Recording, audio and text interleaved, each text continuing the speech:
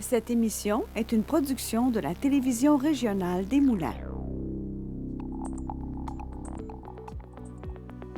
Avec la collaboration de la Chambre de commerce et d'industrie Les Moulins.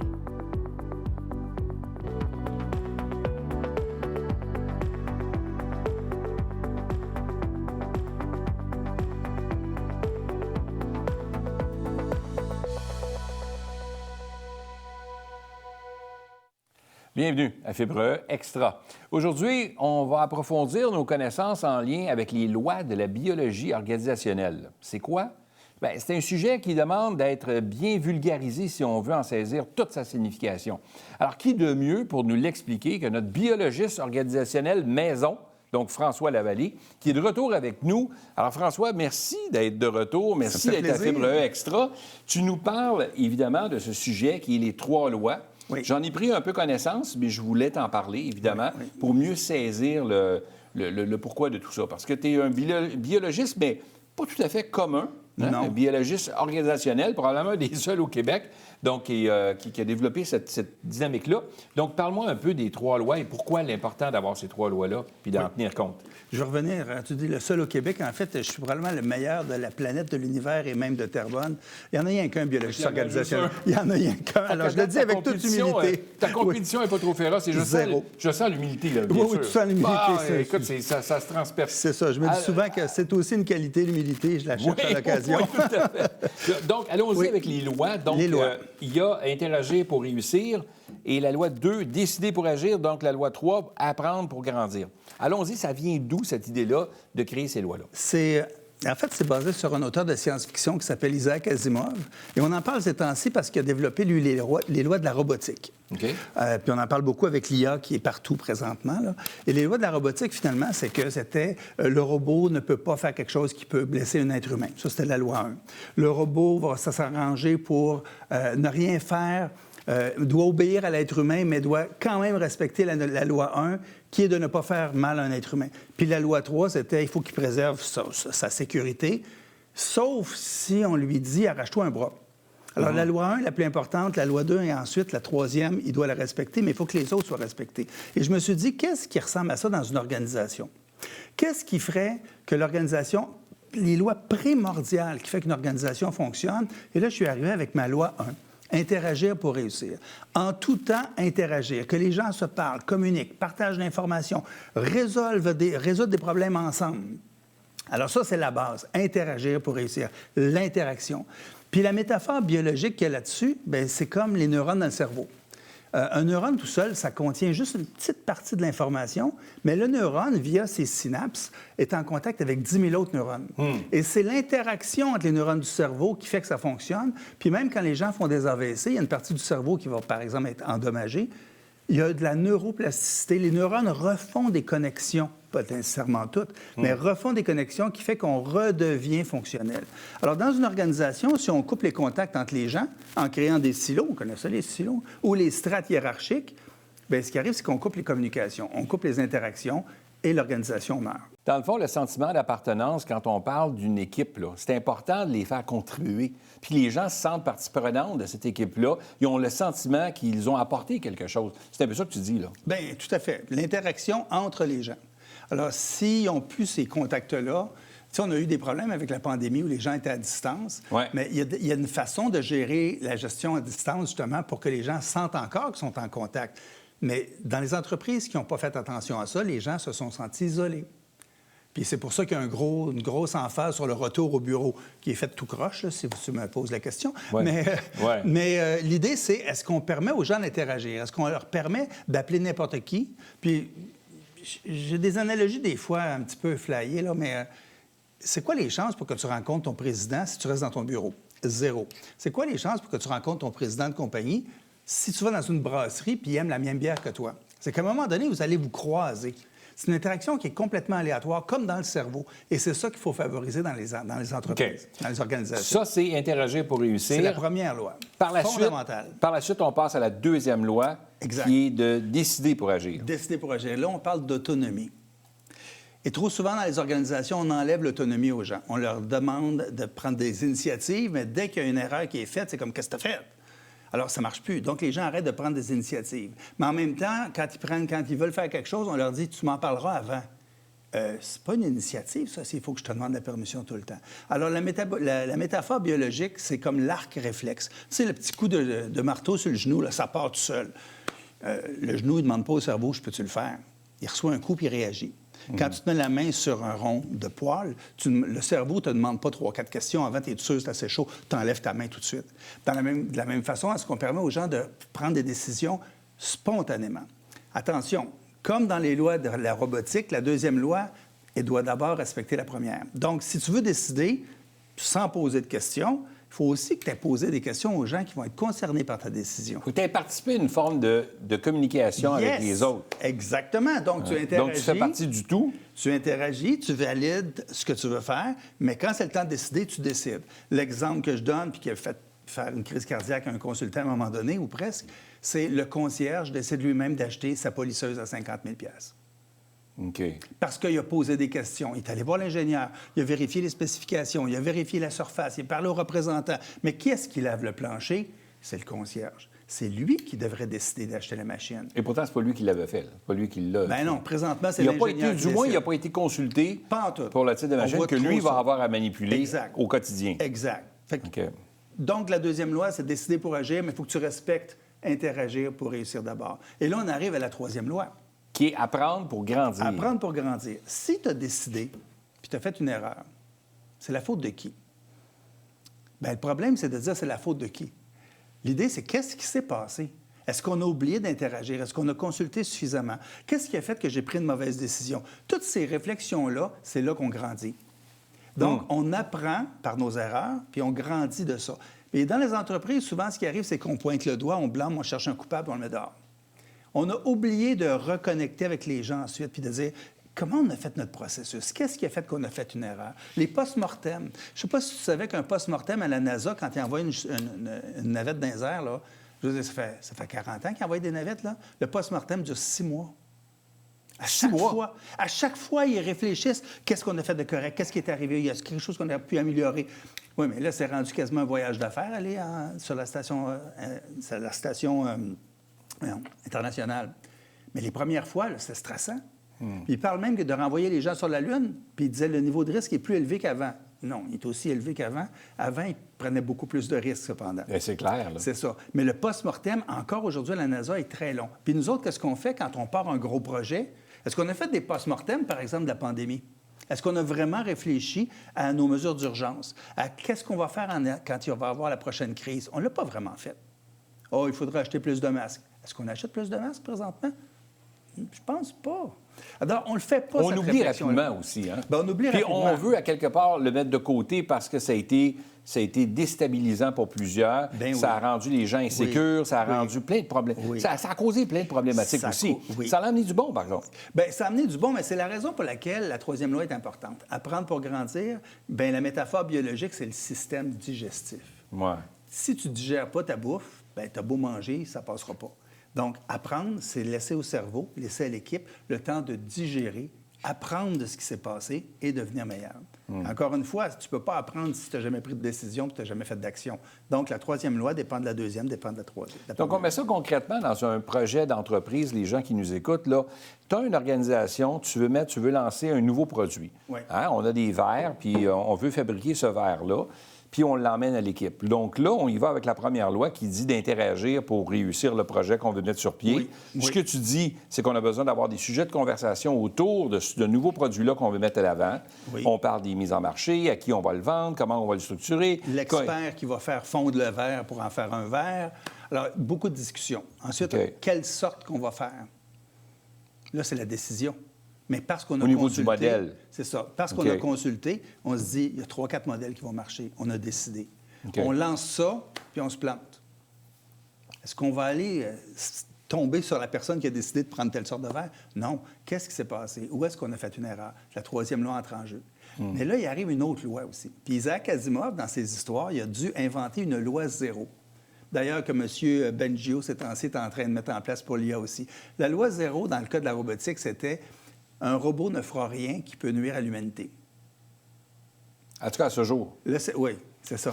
Mais là, c'est très Ça, large. c'est un autre sujet, on t'invitera. C'est très large, mais la loi 0 passe avant la loi 1. Donc, si un robot doit faire mal à un humain, si on reprend l'analogie originale, mais c'est bon pour l'humanité, il va le faire. Là, c'est comme, oh, t'as une minute. Puis la loi 0, là, dans la biologie organisationnelle, c'est quoi? Bien, si on prend une métaphore biologique, la loi 0, c'est l'ADN de la compagnie, la mission de la compagnie. On revient à ton histoire du verre. Pourquoi on veut faire un verre? Faire de l'argent? Ben non, c'est parce que le verre, il est super pratique, il est super intéressant, il va aider les gens à bien s'hydrater et tout ça. Le problème, c'est que le faire de l'argent, aujourd'hui, c'est rendu une mission. Le faire de l'argent, là, c'est toujours de créer un produit qui va rendre service à l'humanité, à ses clients, à ses employés. L'argent va suivre. L'argent va suivre, mais l'argent n'est pas... Tu sais, c'est comme respirer. Il faut que ça soit la première. C'est ça. Puis pourtant, quand tu es en entreprise, tu as des comptes à payer, oui, tu as de l'investissement oui, à faire, tu as les salaires, oui, tu as ci, tu as ça, oui. tu as des taxes, on s'entend. Oui, mais si tu Donc, penses rien qu'à ça, ouais. tu vas prendre des décisions budgétaires seulement. Si tu prends des décisions budgétaires seulement, tu ne penses plus à ta raison d'être. Quand tu oublies ta raison d'être, il y a des conséquences. Je te donne un exemple proche de toi. Tu es directeur de la Chambre de commerce, président, directeur général. Si tu penses rien qu'à faire de l'argent tout le temps, bien, à un moment donné, tu vas dire, pourquoi est-ce qu'on a autant de bouchées différentes pendant l'événement? On va en mettre la moitié. Pourquoi on en met des bouchées? On ne mettra pas de bouchées. On va juste servir du café fret. Ça ne coûtera pas cher. Tu vas faire plus d'argent par événement. Qu'est-ce qui va arriver? Les gens vont aller à ton événement, ils vont dire, oh, c'est un super conférencier, où est-ce qu'il y a le café? Oh, qu'est-ce que c'est ça? La fois suivante, ils vont dire, bien, je vais traîner ma bouteille. La fois suivante, ils vont peut-être dire, le conférencier est intéressant, mais c'est sous l'heure du souper, puis j'ai faim. Il n'y aura pas de bouffe là-bas. C'est ça. Qu'est-ce qui va arriver ensuite? T'envoies un mauvais message. Là. Mais si tu penses juste à l'argent, c'est la bonne chose à faire. Si tu penses à satisfaire tes membres, tu vas le faire différemment. Comme ce qu'on fait aujourd'hui. On paye pour ça. Je veux dire, la Chambre de commerce paye pour avoir un temps d'antenne. Ouais. Ça ne te rapporte rien comme tel. Mais c'est Et on le fait pour les membres. On le fait pour les membres avant tout, pour amener... Puis les entrepreneurs aussi, pour emmener aussi ce qu'on parle du... c'est de nourrir aussi l'entrepreneur. Exact. Puis de lui donner des pistes de solutions Exact. pour s'entraider. Puis une pub gratuite pour les entrepreneurs qui ont la chance d'être avec toi. C'est bien gentil. François, Non, merci. je parlais pour moi aussi. Non, mais c'est toujours intéressant de te recevoir. C'est la troisième fois qu'on te reçoit aujourd'hui. Ben oui. Parce que ces trois lois-là, moi, on les connaît tous, dans le fond. Exact. C'est juste qu'on ne les met pas en pratique. Et le fait que tu en as défini comme étant des lois, c'est inévitable que ça permet aux gens de mieux comprendre qu'il faut interagir, il faut s'asseoir avec les gens, il faut, avec son équipe, faire participer les gens. Il faut aussi leur donner une forme d'autonomie aussi pour que ces gens-là puissent agir. Exact. Et qu'ils ne soient pas toujours en mode reproche, que les gens on ne soit pas toujours en mode reproche après eux parce qu'ils ont pris cette décision-là. Puis ces gens-là, bien, après que tout ça a été fait, bien, il faut apprendre de tout ça. Exact. Si on va être capable de continuer de grandir. Tu as tout compris. Ça va jusque-là? Tu as tout compris. Et la loi 0, bien, c'est le de revenir pourquoi. à l'essentiel. Le pourquoi. Pourquoi? Exactement. Puis c'est des lois, moi j'appelle ça des lois naturelles. C'est rien de compliqué, mais c'est complexe. François? Il faut écouter l'autre capsule pour la complexité. C'est toujours un plaisir de te recevoir. Merci d'avoir été là encore une fois. Ça fait plaisir. À la prochaine. À la prochaine. À la prochaine.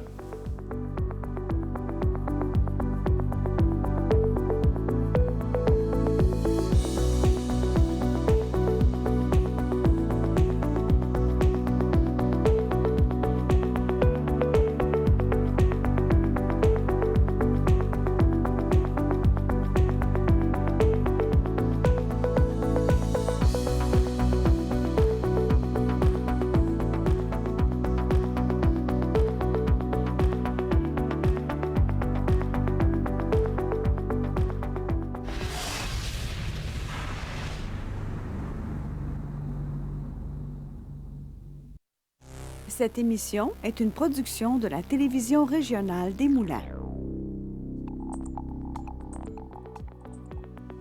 Avec la collaboration de la Chambre de commerce et d'industrie Les Moulins.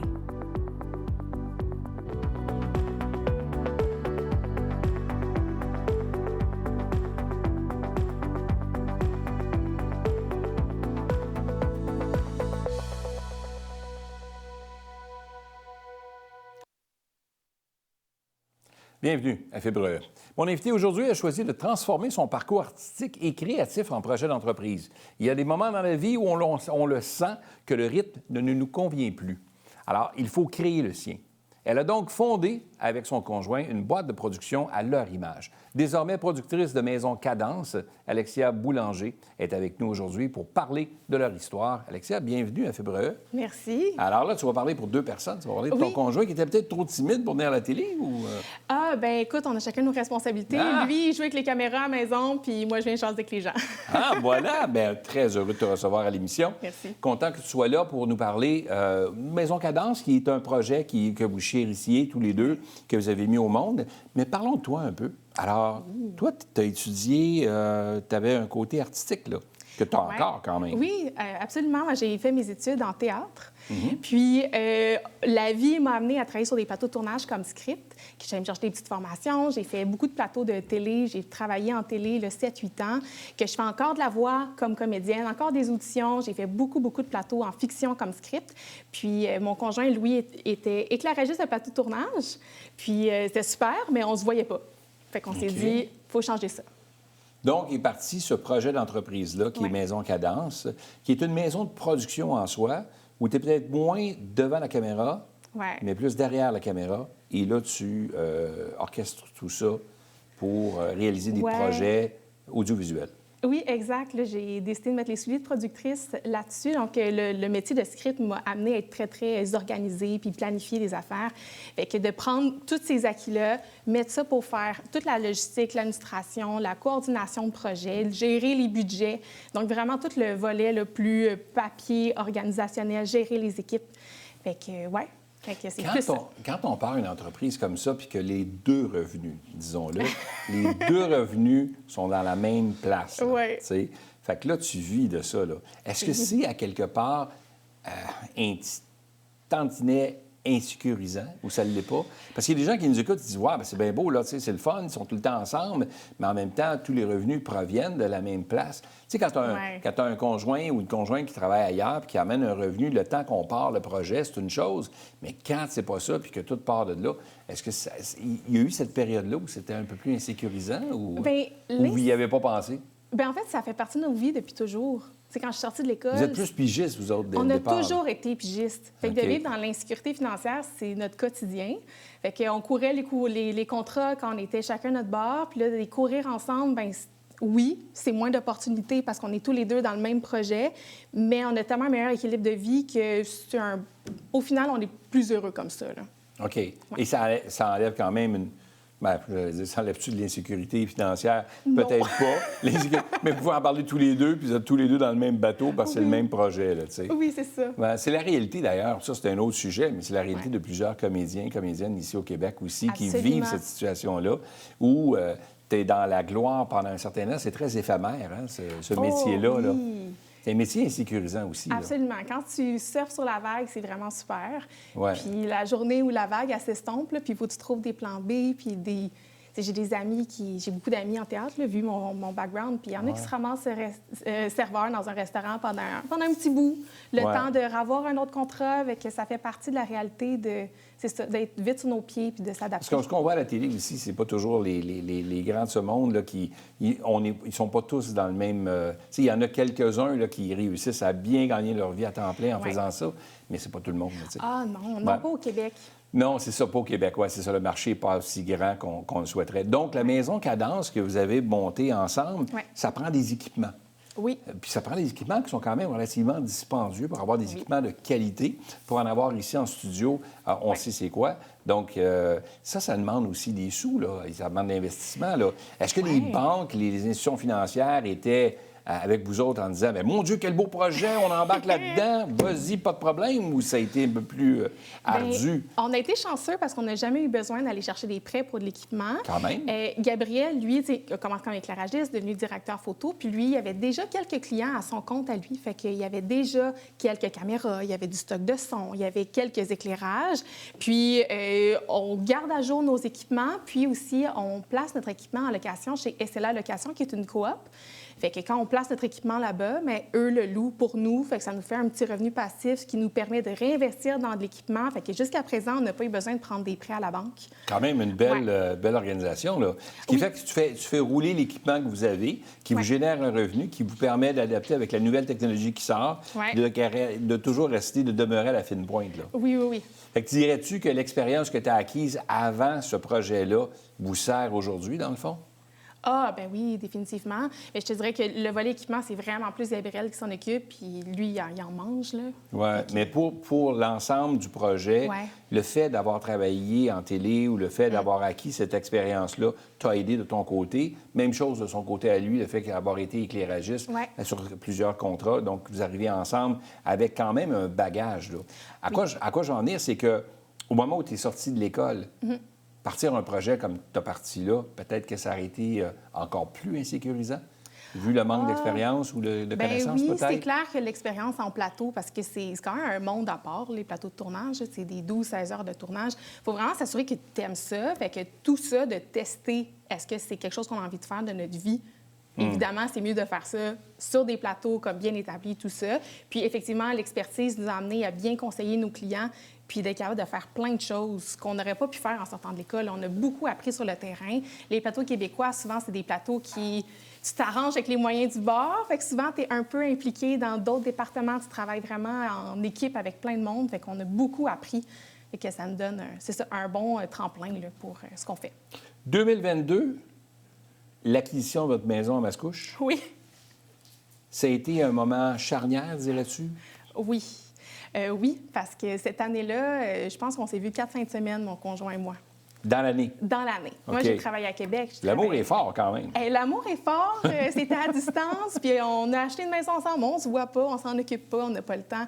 Fait que cette année-là, c'est là qu'on s'est dit ça n'a pas de bon sens, il faut s'adapter. Puis, tu sais, aussi niaiseux qu'on a un chat ensemble, bien là, nourrir le chat. Qui est à la maison pour nourrir le chat ce matin? Si moi, je suis à Québec, puis lui est en Estrie, puis... C'est ça. C'est pas évident. Ça prend des bons amis ou des parents ou des voisins ou... Ma mère, elle venait garder. OK. Maman gardait le petit chat, là. Oui. OK. C'est pas toujours évident, là. Non.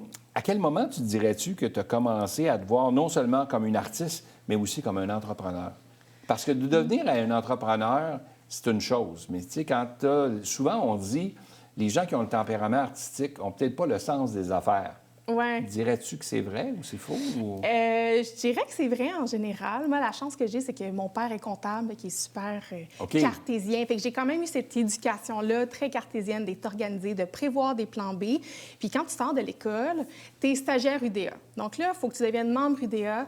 Fait qu'avec une amie, on s'est mis à écrire des textes pour aller chercher des crédits, pour devenir membre plus rapidement. Fait que rapidement, on était toujours en train de créer des affaires, créer des projets. T'sais, j'ai été sur un CA d'un début de festival de théâtre musical qui finalement n'a pas fonctionné, mais j'étais tout le temps là en train de faire des affaires.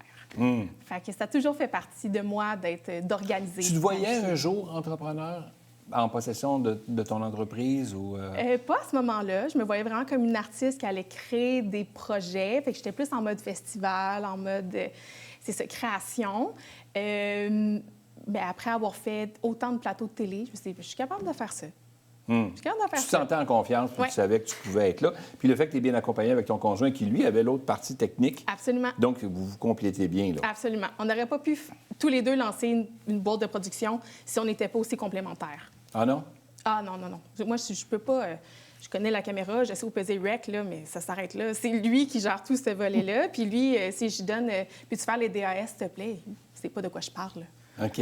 OK. Chacun ses forces. Exact. Puis ça, c'est important parce que c'est là qu'on se complète bien dans une association comme la vôtre, surtout que vous êtes un couple. Ouais. Donc, le fait d'être 24 heures sur 24 avec vous, il faut être capable d'avoir des bons sujets, là. Puis ça l'amène-tu, par contre? Je suis curieux. Je pose la question, puis je suis en train de me poser la question, mais je me dis... Quand on est en couple comme ça, qu'on est 24 heures sur 24, je ne sais pas si vous n'avez pas d'enfant, à part le petit chat. Non, on n'a pas d'enfant. Là, vous avez le petit chat. Mais à savoir qui va s'occuper du chat, mais est-ce que ça amène des discussions, des fois, sur l'oreiller, là, qui fait qu'à un moment donné, on parle de business tout le temps? À un moment donné, on essaye-tu de couper un peu entre les deux ou ça devient un problème? On essaye fort. C'est pas encore un problème, mais c'est sûr qu'on finit toujours par en parler, comme qu'est-ce que tu fais en fin de semaine, vois-tu tes amis en fin de semaine? Ah non, j'ai tel projet, je m'en vais tourner tel soir un show d'humoriste. Ah OK, parfait. Et finalement, ça fait toujours partie un peu de nos discussions, le travail sans le vouloir. Ouais. C'est pour ça que, tu sais, quand on parle de leadership au quotidien, au développement, la gestion, la création, comment ça se divise, tout ça, vous réussissez à compartimenter tout ça ensemble correctement? Oui. Bien, tu sais, on a fondé en 2024. Fait qu'on a eu notre première année, on s'est fait un postpartum ensemble, puis on a vraiment séparé nos tâches. Fait qu'il y a des choses qui ne touchent pas, il y a des choses que moi, je touche pas, que c'est chacun nos responsabilités. Fait que ce qui fait en sorte que, oui, on est 24 heures sur 24 ensemble, mais pas vraiment. Il y a son espace de travail dans le sous-sol, moi, je travaille dans mon bureau, puis il s'occupe de faire la maintenance des équipements, tout ça, pendant que moi, je fais autre chose. Fait qu'on, oui, on est ensemble, mais vraiment séparés en même temps dans la business. Puis je pense que c'est tout en étant complémentaires. Oui, c'est ça. Puis, tu sais, d'être trop de monde à choisir, des fois, puis à prendre des décisions, ça retarde beaucoup ce processus décisionnel. Fait que de chacun vraiment prendre nos décisions, prendre nos responsabilités, ça fonctionne bien. Quand tu regardes l'évolution du projet, puis tu t'arrêtes 2 minutes, comme tu disais que tu as fait un postmortem après la première année et tout ça, mais quand tu regardes aujourd'hui, tu regardes le chemin parcouru, c'est quelque chose que tu ferais différemment? Je pose souvent cette question-là parce que les réponses ne sont pas les mêmes d'un entrepreneur à l'autre. Mais des fois, tu regardes et tu te dis, c'est quelque chose que tu ferais différemment? Si tu me parles de changer de conjoint, je veux juste te dire qu'on est en onde, mais... Non, le conjoint, il est pas ça va. pire. Ça, on va le garder. Ça va, c'est parfait. Parce que là, ça va bien. Honnêtement, je ne le sais pas, parce qu'on était en partie petit, puis après ça, on a plein d'amis talentueux qui se sont un peu tranquillement, pas vite greffés à Maison Cadence, qu'on s'est vraiment construit une belle équipe. Évidemment, il y a des coups qu'on a manqué notre coup, mais c'est beaucoup d'apprentissage. Je ne sais pas si on ferait quelque chose de différent. Je pense que c'est encore trop tôt dans la business pour dire si on aurait vraiment pris un chemin différent. Tu sais, l'apprentissage, puis les coups que tu dis que tu aurais peut-être pu sauver ou tout ça, ça se tourne en expérience, puis tu acquiers de l'expérience, puis c'est la seule façon d'acquérir de l'expérience, justement, d'avoir mis les 2 pieds dedans, puis savoir c'est quoi pour être capable d'en parler par après. Tu dis, mais va pas là, parce que moi, je suis tombé là. Tu sais, tu es capable, mais tu ne pourrais pas le dire aujourd'hui si tu n'avais pas vécu ce chemin-là. Exact. Donc, dans le fond, c'est important. Le parcours est un parcours obligé, dans un sens, pour t'emmener où tu es aujourd'hui. Qu'est-ce qu'on souhaite à Maison Cadence pour la suite? On souhaite des beaux projets. On souhaite plus de créatifs. On souhaite développer plus de courts-métrages, de faire des festivals, parce qu'on a encore quand même le cinéma sur le cœur. Fait que je pense que ça, on peut souhaiter ça à Maison Cadence, mais de continuer d'avoir du plaisir. Construire la relève? Oui, on aime ça. On a, écoute, un de nos aspirations pour les prochaines années, c'est de se qualifier pour avoir des stagiaires. Au Cégep de l'Assomption, il y a un super beau programme, mais pour l'instant, on ne se qualifie pas pour prendre des stagiaires dans l'équipe. Fait qu'éventuellement, on aimerait ça. Pour faire grandir l'équipe, tout en assurant une relève pour le futur. Oui. Alexia, merci d'avoir été là. Merci. Salut ton conjoint de notre part. Oui, absolument. Et longue vie à Maison Cadence. Merci beaucoup. Merci à toi.